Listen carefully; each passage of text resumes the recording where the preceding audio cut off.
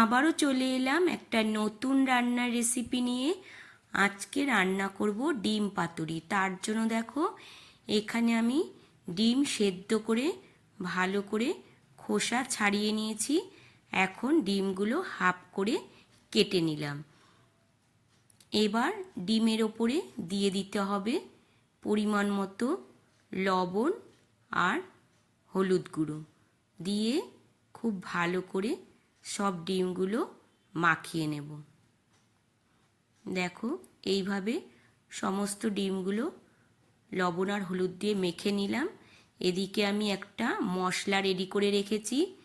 এখানে একটা বড় সাইজের পেঁয়াজ, 5টা শুকনো লঙ্কা, অল্প একটু আদা আর 10-12 কোয়া রসুন একসাথে মিক্সিতে পেস্ট করে নিয়েছি। মশলাটা ডিমের ওপরে দিয়ে খুব ভালো করে এবার মশলা মাখিয়ে নিতে হবে। সব ডিমগুলোর ওপর এইভাবে মশলাটা খুব ভালো করে দিয়ে দেব। এদিকে দেখো আমি এখন একটা গ্যাসের ওপরে ফ্রাই প্যান বসিয়ে দিয়েছি। দিয়ে এর মধ্যে দিয়ে দিলাম 4টে লাউ পাতা, খুব ভালো করে ছড়িয়ে দিয়ে দিলাম। এবার এর মধ্যে এক এক করে ডিমগুলো দিয়ে দিচ্ছি।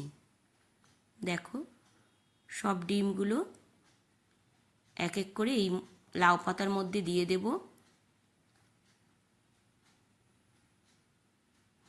সব ডিমগুলো দেওয়া হয়ে গেছে, আর বাকি একটু মশলা সেটা সব ডিমের ওপরে এইভাবে ভালো করে দিয়ে দিচ্ছি। প্রত্যেকটা ডিমের মধ্যে যেন মশলাগুলো থাকে সেইভাবে দিয়ে দিলাম। আর দিয়ে দেব কয়েকটা গোটা রসুন কোয়া, আর দিচ্ছি পাকা লঙ্কা। এখন ওপর থেকে দিয়ে দেব কাঁচা সর্ষের তেল।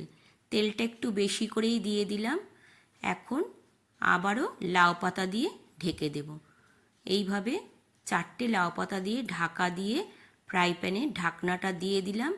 গ্যাসের ফ্লেমটা একদম কমিয়ে নিয়ে 10 মিনিট ঢাকা দিয়ে রেখেছিলাম। এবার দেখো ঢাকনা খুলে নিলাম।